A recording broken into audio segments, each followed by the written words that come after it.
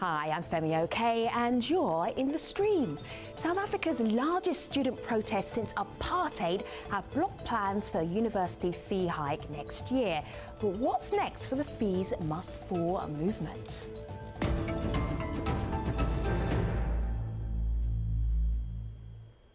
So this is a story that's been going on for just 2 weeks. To give us the background on it, our digital producer Malika Blau, what do you have? And one we've been following for just as long. So protests against a proposal to raise university fees started in the University of Witwatersrand, also known as WITS, with students using hashtag WITS fees must fall. Well, the movement soon spread to other universities across the country with hashtags like UCT shutdown, Stelli's fees must fall, and national shutdown, which students shared on Wednesday as some stormed the gates of Parliament.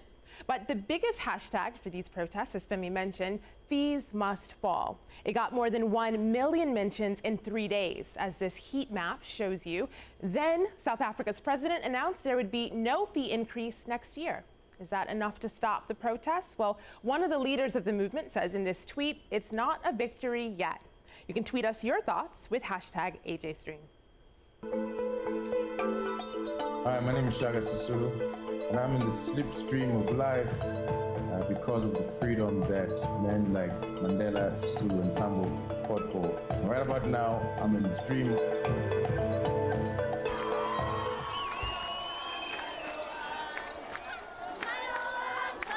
This democratic state has sought to present students as a bunch of hooligans, a bunch of rascals, who have got nothing, no real legitimate struggle to wage. Students are protesting about the high amount of fees. If you exclude me financially, where else must I go? Free education has to be on the table. It has to be on the table. If we are saying that education is in fact the key that grants people access, then you can't hide the keys. We've been backed into a corner. We have got no other option now but to take to the streets and shut down these institutions. After more than a week of scenes like those, South African President Jacob Zuma announced Friday that there would be no university fee hikes for 2016. But is that all that the protesters wanted? And will the announcement be enough to deal with the broader issues of funding, access and costs associated with higher education in South Africa? To help us discuss this, we're joined in Johannesburg by Leanne Naidu, a PhD student at the University of Witwatersrand, or WITS, where the student protests began. Also at WITS is the Vice-Chancellor of the university, Adam Habib. Brian Kamanzi is a student professor at the University of Cape Town. In Pretoria, Diane Parker from the Department of Higher Education and Training. Good to have you all here, everybody. Leanne, first of all, it took 2 weeks. What happened? How is it possible? Fees must fall, and then you did it? What happened? How would you explain this to the whole world? Well, the first thing to say is that it actually didn't begin with fees must fall. The student movement in South Africa, and in particular the black student movement, is coming on for many decades. People out there would know Stephen Bantu Biko, who was part of starting a student movement called the South African Student Organization. And then post-apartheid, we've had a number of protests annually actually around the issue of fees. Yeah. More particularly, and many of your listeners and viewers internationally would have seen, in March, April this year, we had the Rhodes Must Fall campaign, which has become a movement. Yeah, you did. And the thing is that with hashtags nowadays, you can't pin a movement to a hashtag. So if people are going to think that fees must fall is where the movement ends, then they're missing something. So at what the beginning happened? of this year, 2 weeks, Leanne, 2 weeks. What happened? Okay, so let me go to Cape Town. Brian, you've been protesting. What happened in 2 weeks? So I think I really agree with Leanne on this front, and I think that it has to be seen in the context of what is happening at universities across the country. There's already a divide between looking at predominantly white institutions and predominantly black institutions. We've been seeing protests on various issues ranging from curriculum to what is decolonization, what is transformation, how does that pertain to the slow-moving change that we're seeing in our institutions. And I think that what we're now witnessing is really the connecting of university campuses across the country on the same issue. So now what we're really seeing is just a visualization of the frustrations that are coming from the youth in this country. You know, it's interesting, Femi. We asked our community members, so many of them who were out there with these protests and sending us those hashtags, whether or not this was a victory for them. We got differing answers. So this is from Lynette. She says, it is a small victory, a step in the right direction. On the other hand, you got this tweet from Layla who says, absolutely not. The president failed, among many things you see in this tweet, but she says the president failed to address free education. So Adam, I'm interested in your thoughts on how you would view what these students were able to do in 10 days, as Femi mentioned. So I think it was fantastic. If you asked me about 8 days, 9 days ago, that would the state come to the party and assist with the 0% increase in 2016, I would have said it's impossible. We've been trying to argue that subsidies need to be increased, that we need to increase funding for poor students, that we need to start looking at these kinds of issues. Yeah. I wrote on behalf of the vice chancellors to the president at the end of September, and had a meeting with him on the 6th of October with a number of vice chancellors. And the thing that we said to him is that we are heading for a perfect storm. Adam, I'm going to come back to perfect storm to be in January, and we need to look at the underfunding of higher education. And he put together a presidential task team that was to report at the end of November. But clearly what happened is our timing was wrong, and actually the perfect storm happened within the last 7 days. I must say that I learned, as a vice chancellor, I learned quite a bit from the fact that social action can open enormous opportunities and open up the parameters for allowing. Adam, I want to share something. I want to share something with our audience that you wrote. And it's back here on my laptop, and it says Wits University supports students' demand for more funding for higher education. And in this article, you say that you were so amazed that the students did in a few days what you couldn't do over 10 years. Why do you think that is? Or was? Well, I think that had to do with the fact, I think that people have been arguing for better funding for higher education for a long period of time. I think what the students were able to do is through social action. And as Brian said, we're able to connect people from across university campuses around the country. They put on the public agenda affordable, free higher education for students in need in a much more dramatic way than all of the public debates that we have had over the last couple of years. Sure. Let me bring in Diane Parker from the Department of Higher Education. Sorry, can I just say something? Yeah, go ahead, Brian. I think on some level, while I'm agreeing with Adam Habib here, it's difficult for me as a student to sit and hear that, because what we're also witnessing here is a failure of leadership. I think that the protests spilled over escalated in a certain context because, number one, vice chancellors were calling police onto our campuses. So while it's great to look backwards here and say, through social action, students were able to do certain kinds of things, students were brutalized across campuses in this country and were forced to go through certain kinds of measures in order to be heard, simply to be heard. And I think it speaks to the failure of leadership across our institutions that's been happening for years. And it's really painful that we're in this situation. I'm sitting outside here, and last night, just this morning, there was a petrol bomb that had exploded outside our occupations on university property of a worker's vehicle. See, and even in this Brian, conversation, we're talking about student protests. Explain where you are so that our audience know why you're sitting out there in the dark. Where are you? And what are you doing? Okay, I'm sitting outside Avenue House, which has been renamed Azania House. There's an occupation that has taken place at this space, and it's basically the central hub for the protest action at the University of Cape Town. Malika? It's interesting, Brian, you mentioned a failure of leadership, and that's something that I'm also hearing from people tweeting into us. So this is someone from Cape Town who sent us this video comment. I want you all to have a listen to what he had to say about that failure of leadership. Even with the 0% fee hike that was announced on Friday afternoon, the goal has not been met. Students can still not afford to go to university, even if they're capable of doing so. And in recognizing this, there are still many challenges that lie ahead for this movement.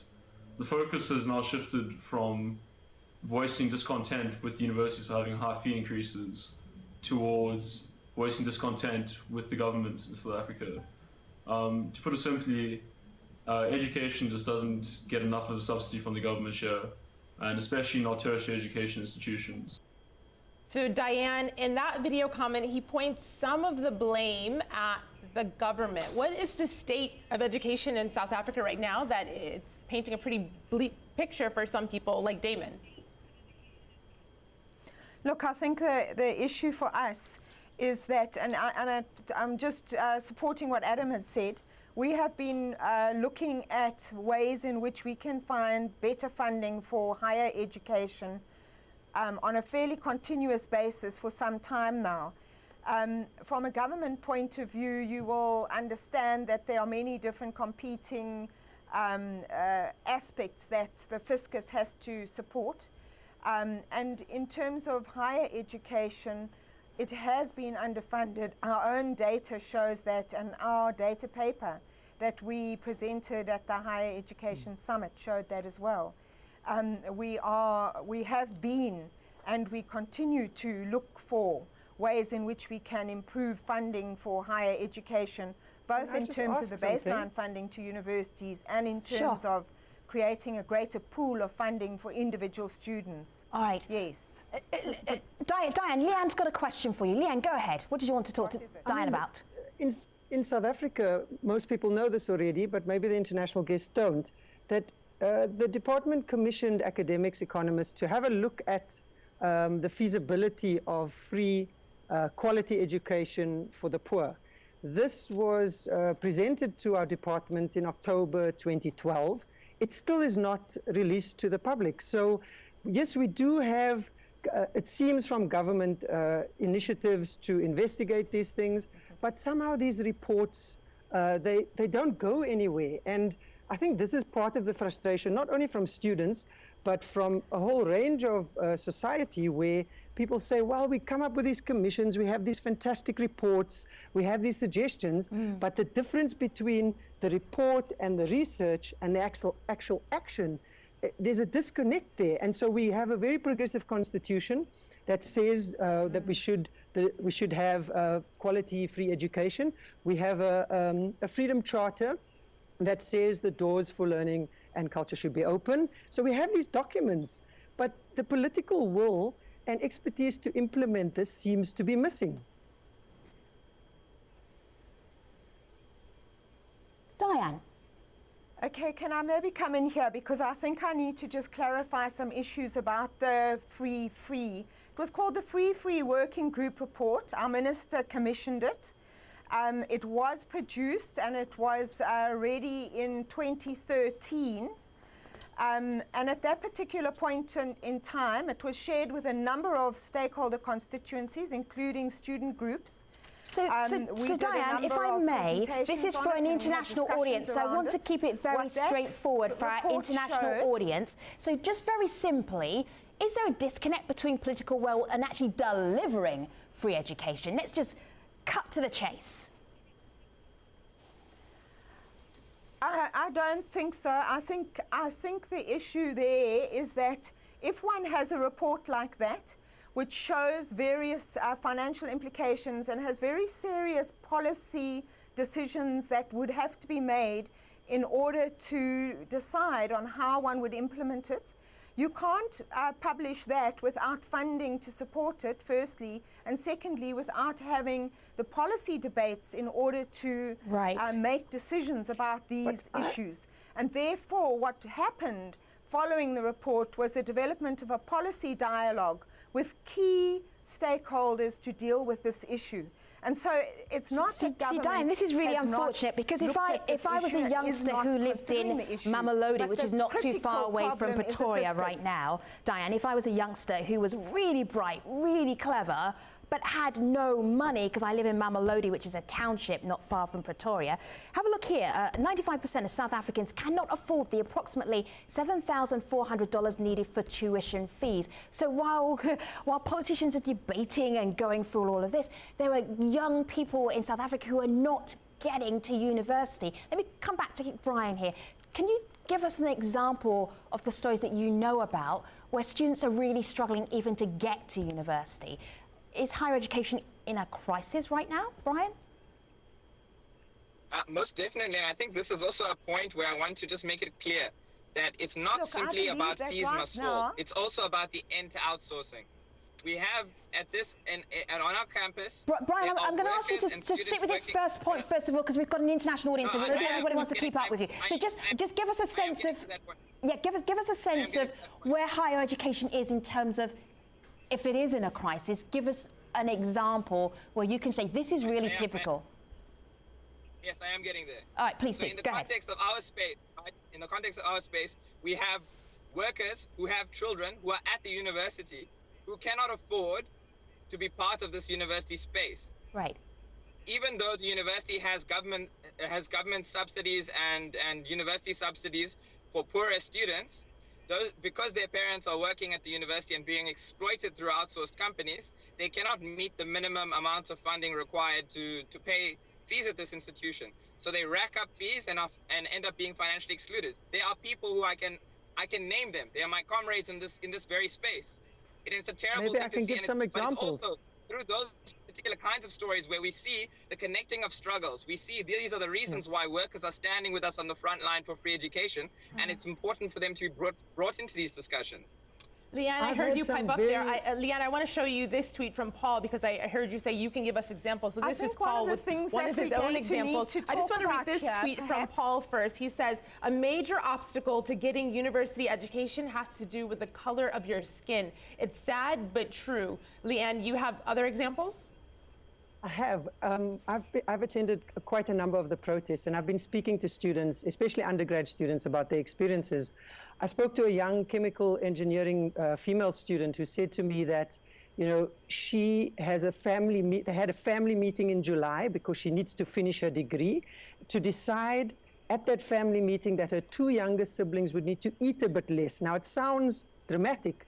I was completely shocked to hear this, that a family would need to decide how much food each sibling can eat such that they can pay the upfront payment for this particular person for the next year. We have a whole range of students who have finished their qualifications, but they cannot get their degree because they have outstanding fees.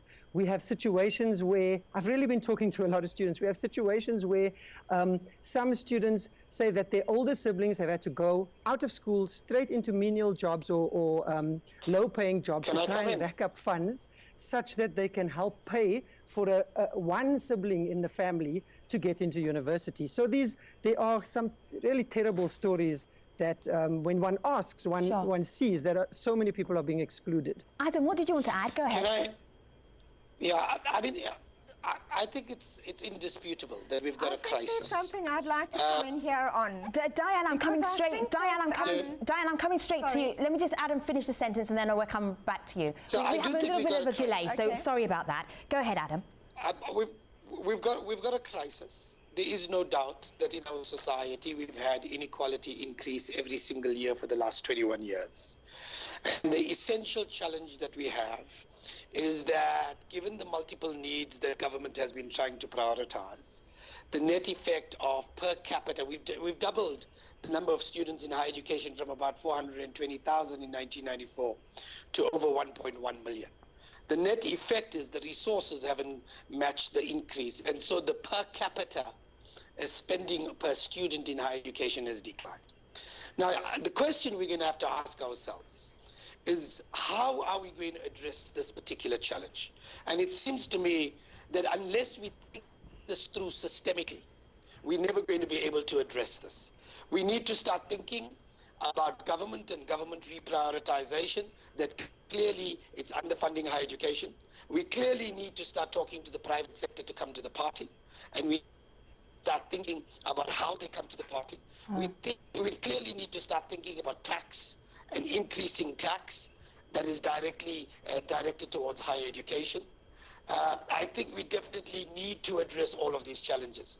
You're never going to be allowed as a university to comprehensively address free, affordable higher education for students in need, outsourcing all of the other challenges that have come.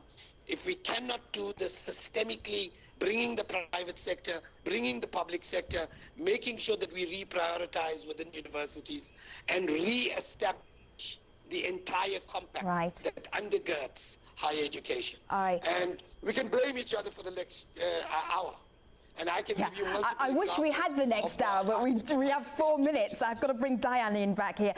Diane, I'm going to bring you straight in, but just for people who are watching outside of South Africa, the outsourcing that has been mentioned a few times in this conversation, it's basically jobs and facilities that are done by using workers that are contracted outside of the university. It is a cheaper way of using them.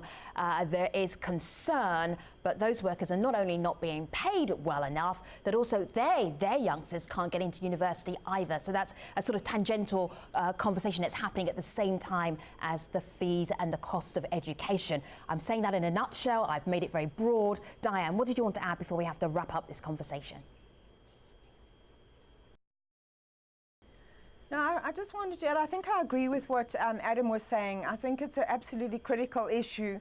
Can you hear me?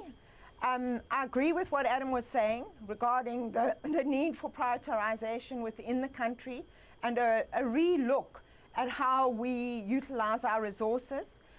From our perspective as the Department of Higher Education and Training, we think investing in youth is a critical aspect. It's not a cost, it's an investment into the future of our country, and therefore it is a very important aspect.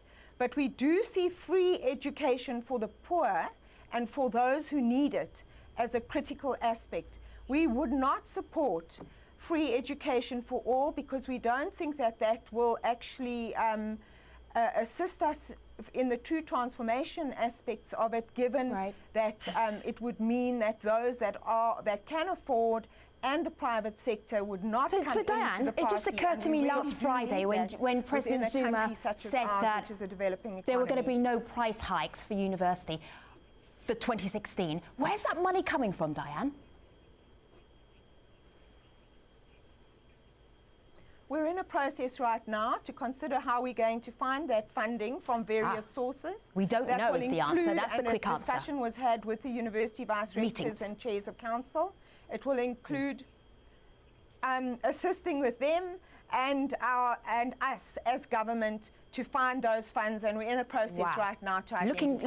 Looking for the money. Yeah, go ahead, Can I please just point out something? If that's you notice, sorry, can I just point, you see what's happening in this conversation. It's there, our Department of Higher Education talks and affirms what our Vice Chancellor says. There's a conversation that goes back and forth that way. Us as students who are here, we are seen as marginal. Everybody wants to say the students have done a great job to put this on the table, but now you must go back to your studying, and we, the bureaucrats, the management, the state officials, we're going to solve this. I think part of the problem that we haven't spoken about is that our governance structures at universities do not work. At Wits University today, we had a Senate meeting which exists largely out of our professorship and then some representation of other stakeholders in the university who weren't even willing to stay in a Senate meeting because they felt their power was being usurped by bringing junior staff in and by bringing students in. They escaped out of a back door such that they were not part of the conversation. So Leanne, for everybody watching around the world, we've got 1 minute left, so I want to use this wisely before we go to the post show. For people around the world who are wondering, so now what? The fees haven't gone up, so now what? What would be your response to that? My response is that hold tight, I'm going to take you to the post show. Go ahead, Leanne. We need to re-look at democratic structures. People who are decisions are made on behalf of, there has to be processes, new processes, creative processes that find a way to listen to students, to listen to outsourced workers. This is not only applicable in universities. Outside of universities, we need to look at this, the marginalized person that we believe we are doing all this good work for, and we have to involve them in our conversations. Leanne Naidoo, I am listening to you, but I'm right now at the very end of the show, but we're going to the post show. So Leanne Naidoo, Adam Habib, Brian Kamanzi and Diane Parker, and you online. We're taking you to the post show at stream.aljazeera.com, where we're continuing to see what the Fees Must Fall movement will be doing in South Africa and with South African students as we go on from this point. Thanks very much for watching. See you online.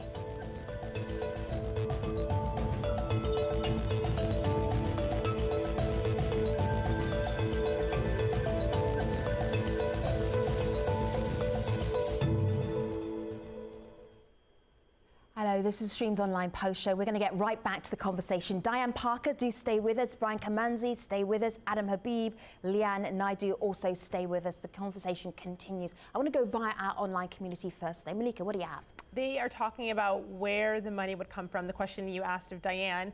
This is also something everyone's pretty curious about online. So this is JBN, and he casts some doubts. He says, my honest opinion, if the government bows down, he says, to the fee must fall or free tertiary education campaign, we're in for trouble. And so when I asked him why, and to elaborate on that, he says, economically and socially, the country is not ready and cannot afford it. So Adam, I want to go to you with this because you were mentioning earlier things that need to happen before any of this could happen, which is raising taxes and so on.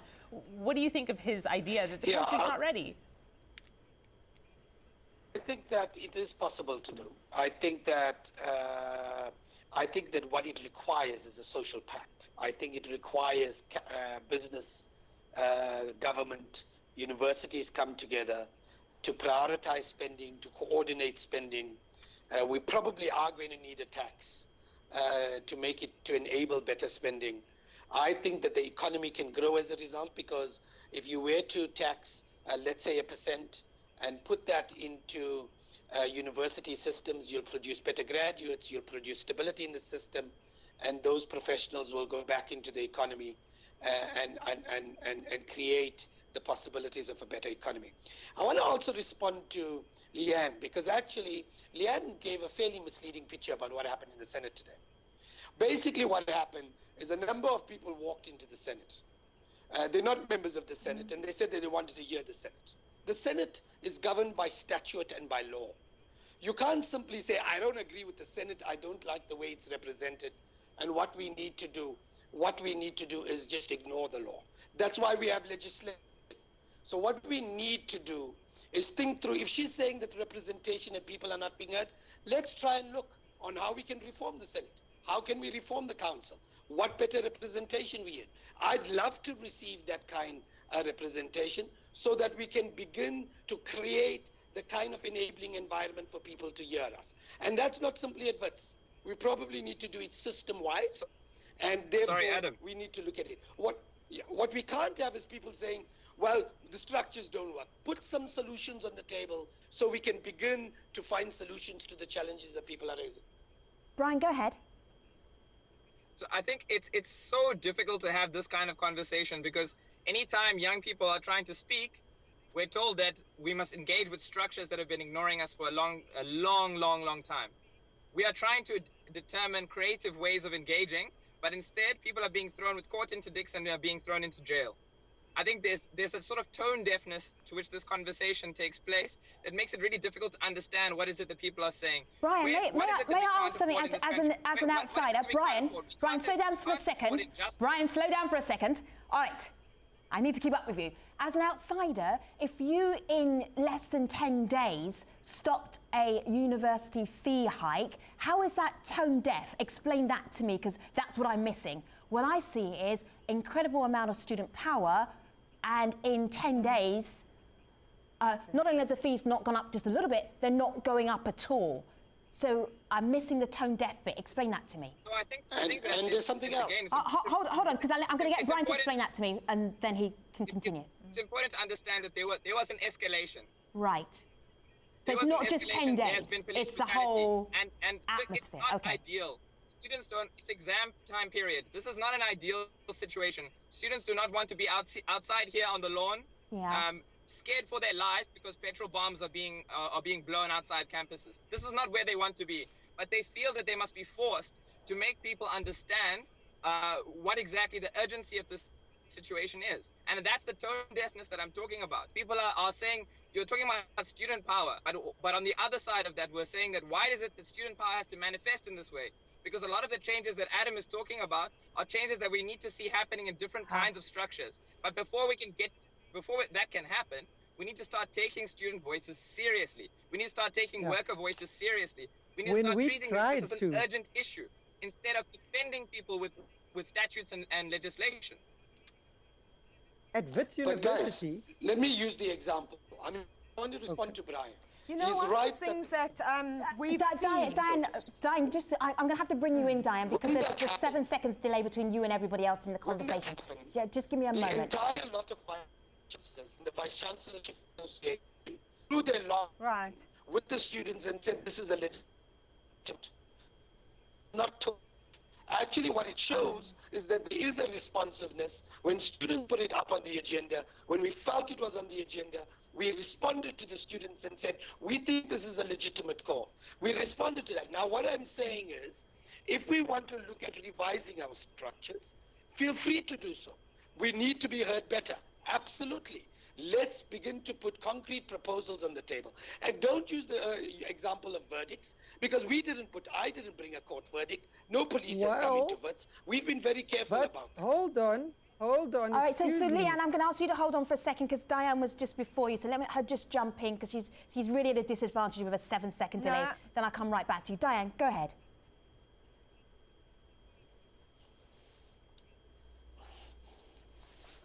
I think what I was going to say is that I think it's very interesting to hear students indicating that they're not heard, when in fact they are being given a voice. They have taken their voice, actually, and it's very, very refreshing to have that in the system in a way in which it's been channeled. And in relation to that, I think in every single forum that we've been in, students have voiced their opinions. People have been listening very carefully to try to understand where it is and what the key issues are. Many of these issues are issues that from our perspective we had noted before, but others are really fresh issues, and we are learning a lot from this experience. And having said that, then, both our minister and our president have listened very carefully to this, and you would have heard in his announcement, the president's announcement, it wasn't just only that it's a 0%. There were also a number of other issues that were highlighted by students in the meetings. We listened to those, and from the Higher Education Summit we also listened to those, and we have a whole range of issues that we would like to engage on in order to come to some kind of process around how we deal with them. And this is not to silence the voice of students. It's to take forward and strengthen our system in the most important ways that we can. Okay, Leanne? You know, I was at that summit, and when there were a number of occasions actually where the system or the rules of the engagement was such that students were further silenced. So I actually disagree with what Diane has just said.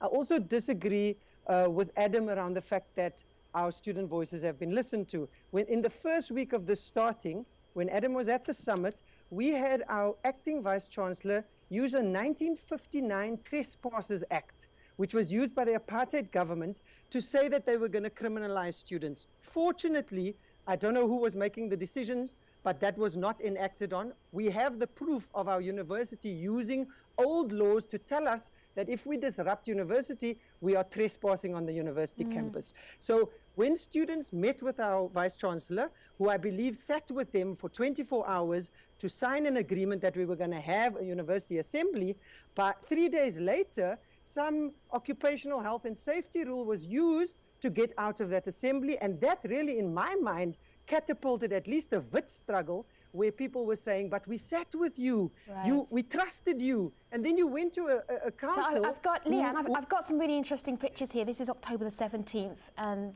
this looks intense. Have a look here on my laptop. And this is Adam here, Habib here, and then just look at this picture here. Penny for your thoughts, Adam. What was going through your head there? Well, I was sitting there 24 hours, so actually it was 17 hours into the day. Okay. And I was really tired. Yeah, all right. But to be honest, it was a respectful engagement. Leanne was right. I'll tell you what happened on the Monday. On the Monday... No, I don't want you to tell me on the Monday. I don't want you to give me a blow-by-blow account. We're international audience here. We just want to get a sense of what is happening in the country. So let me go back to our online community. Malika? Well, this is the sense from Skeppy, who says, we need a long-term solution to exclude poor people without financial means will count for nothing in 2017 when the fees increase. So, Brian, fast forward just a little bit. look into your crystal ball, 2017, are we seeing the same sort of protests if fees are then increased? Will they be? Look, let me be clear. I think the students and the workers are being fairly clear. We are going to have free education and we're going to have insourcing at public institutions in this country. We can't be having protests for increases because we should be having free education for the poor. So let us not grow tired. If the elders here are saying that what they are saying is that they agree with us in principle, let us make this a reality immediately. We need timelines, we need dates, we need people to have trust and faith in leadership once again, and people who are not able to put us in a position where we can have faith in them should really step aside, and maybe we can have new leaders in this country. I don't know what the situation is with that. People must make up their own minds, but what we need is timelines, and we need to see a path towards those things that they in principle agree with. See, Brian, you mentioned exams. When are your exams coming up? They are postponed indefinitely until the resolution of the present strike with the workers. And when will the strike be over? When we have insourcing in this campus. Leanne, your exams, when are they coming up? Well, that is still up for negotiation. Diane, hold tight. I know you don't have any exams. Can I come into this? No, hold tight for a moment, Diane. I know you don't have any exams coming up, so I'm interested in the exams situation. Go ahead, Leanne. We had a long conversation, democratic one today, where our Vice Chancellor and several of our DVCs were present. People have said that the exams are important and we all want to do our exams, but we feel that insourcing is important and quality free education for our government to commit to that is important. So this is the way your university is linked. organised, so you would rather get that organisation of the university done how you want it before you're going to sit any exams? Look, there's certain people who don't believe that. They want to write their exams, but there's an ongoing conversation between students saying that we really need to think about more than ourselves. We are a middle class, we are class aspirant, and we have to take into account that there are a number of people. We are in the most unequal society in the world. If we just think about ourselves as the corporate university wants to have us think, then it's not surprising to us that a lot of students would say, I need to write my exams. So there is a contention, but what we're saying to our colleagues are we need to think about more than just ourselves. This is bigger than just the university as well. Diane? Guys, it's... Diane, go ahead. Adam, I'll come back to you. Diane, very briefly, we're almost out of time here. I think there's a major problem here. We've come to a situation where a decision was made to create a 0% fee, which was what the major focus was at that particular time. We knew that there are many other issues. One of the issues was to go back, to write the exams now, to take this time in order so that we could finish this year. The consequences of not writing exams are actually very, very dire for a number of people, and actually mostly for the poor, not for the middle class and not for the more privileged, who are the students who are at universities such as Wits and Cape Town, unfortunately, which is one of the facts. But if you think about what would happen if you don't write the exams, next year there are no new first years in higher education in those universities. That blocks the spaces for thousands of young people who would come into the universities, many of them poor and many of them actually funded through NSFAS, which, while it may not fund sufficient numbers of students, actually funds that's really significant numbers. Diane, let me just break in here for you. Because one is I'm about to lose your satellite link up, Diane. So I'm going to say thank you for being part of the show. Because we were coming via studio with you, Diane, there's a huge, big, long gap. But also that acronym that you use was a way to that underprivileged students are able to get into the education system. One way of funding them. Adam, what do you make of Brian and Leanne saying we're out for the long run and exams are coming up? Well, I think it's really worrisome. I think that the academic program needs to happen. Examinations need to happen. Diane, we agree with you. A large number of poor people in this country. We will reinforce the inequalities if we lose this examination. Wow. And that's something we shouldn't do. I've made a commitment that at least We in want Wits to that write we the will set up a examination. Brian, task hold tight for a we minute will because I begin came to you and I've got to wrap up with Adam and then I'm done. We want to do this thing. We want to fix up outsourcing. We're happy to work on that agenda, etc. But I do not think sacrificing the examinations of 32,000 people is clever. Right. And frankly, the SRC has released at Wits a statement this evening saying that they would SRC? like to start the program. What's that acronym? Oh, wow. The SRC? Student Representative All right, Council. great, thank you. has All right, released so I'm going to both stop the now, 2015 Leanne and Adam and Brian and Diane, because I'm losing our internet window in less than a minute's time. Malika, where do you want to leave us? I'll leave us with Shaka's thoughts. This is on Twitter. Young South Africans holding the government accountable on such a scale. It's amazing, and I'm proud of my fellow young South Africans. And we got lots more tweets where that came from. Wow, we asked you a question. What next for the Fees Must Fall movement? I think you kind of heard it is not over yet. Thank you to Leanne, to Adam, to Brian and Diane for being part of this discussion. We really appreciate you being on the stream today. Take care, everybody.